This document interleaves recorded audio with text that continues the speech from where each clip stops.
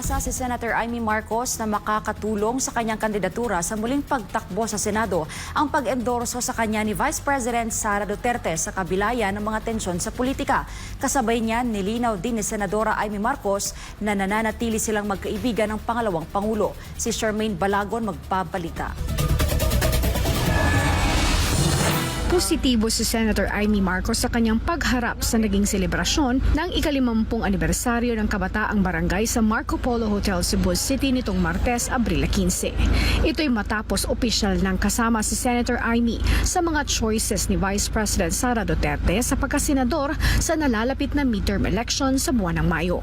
Aminado ito na makakatulong sa kanyang kandidatura ang muling pag-endorso sa kanya ni Vice Presidente. Well, alam naman natin talagang pinakikinggan ang ating Vice President, lalo't andito tayo sa Cebu, sa Mindanao. Malaking bagay talaga itong malaking tulong. Pero hindi naman yun ang inisip ko. Talagang natutuwa lang ako kasi hindi nagmamaliw ang aming pagiging kaibigan. Sabi ko nga, kami naman ang magkaibigan nung umpisa dahil sa 2019 siya nangampanya para sa amin halos araw-araw. Nangangampanya kami sa lahat ng kasuluk-sulukan and it went on even as DepEd Secretary. We ended up going to a lot of last mile schools and I was full of admiration for her commitment and hard work. Nilinaw rin ito na ang endorsement na kanyang nakuha ay dahil sa tiwala at matagal na nilang pagkakaibigan. Aminado rin si Senator Amy na tila siya ang nagpahamak kay Inday para sa kung ano ang sinapit nito ngayon. Thereafter, palagay ko, ako nagpahamak sa kanya eh. Kasi recruit ko nga, hindi ko naman akalain na magkakaganito. And kahit ano pa ang nangyari, hindi naman siya nagbabago. Nanatili pa rin siyang kaibigan ko. At kilala naman niya ako, kilala ko rin siya. Kilala namin ang isa't isa, hindi ko siya bibiguin. Hindi rin niya ako kailanman binibigo. Nagpapasalamat ako lagi.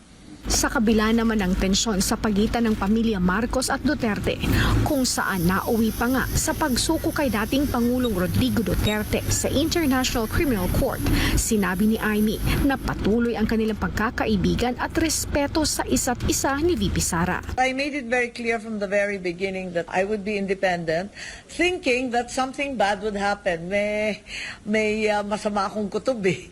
Parang I was quite restless and anxious about the campaign, that it would somehow redound into very bitter and unpleasant politics. And true enough, it did become entirely toxic and quite beyond my little nightmare.